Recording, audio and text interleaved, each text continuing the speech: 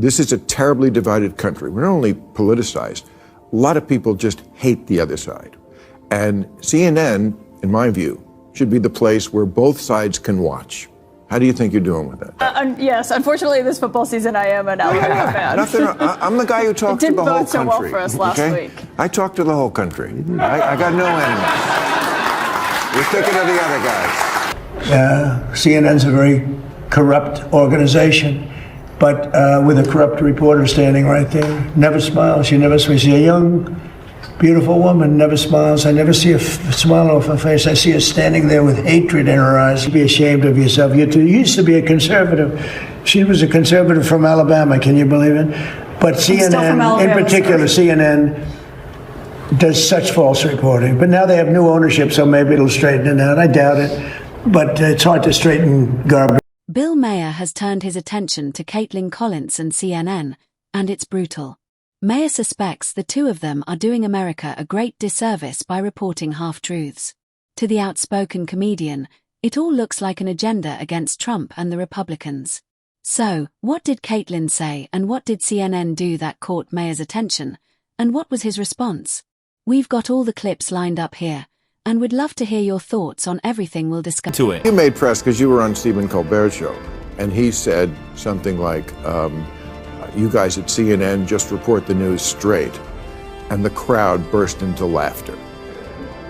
Look, I'm on CNN now. I guess we're on it right now. I mean, they show this show the next night. I don't know how we get away with it with all the but they do.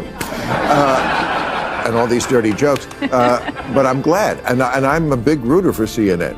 But that tells you a lot, doesn't it? I mean, how do you guys think you are doing in that arena of like, this is a terribly divided country. We're not only politicized, a lot of people just hate the other side.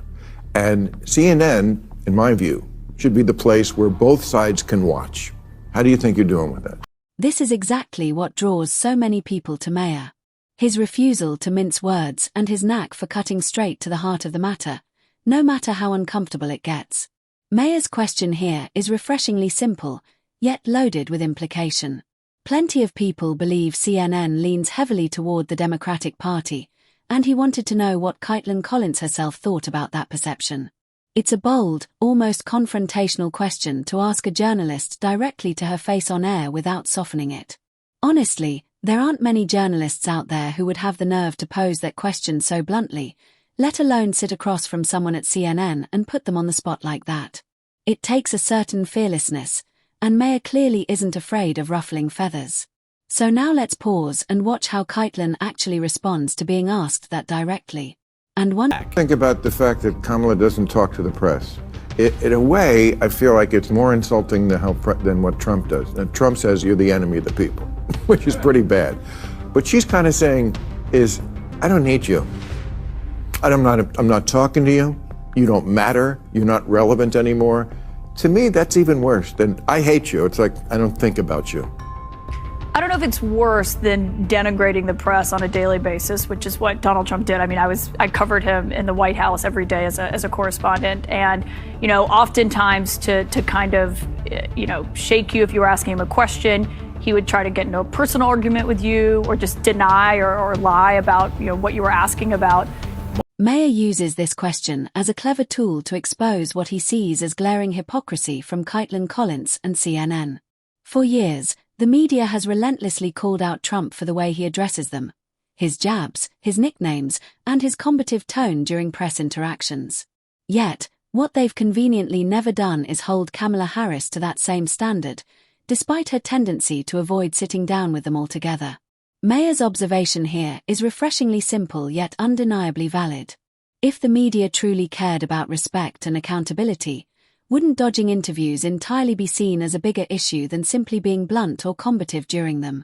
To Maher, Kamala's pattern of sidestepping tough questions and avoiding direct engagement with journalists actually shows more disrespect toward the press and the public than anything Trump has said in his usual confrontational style.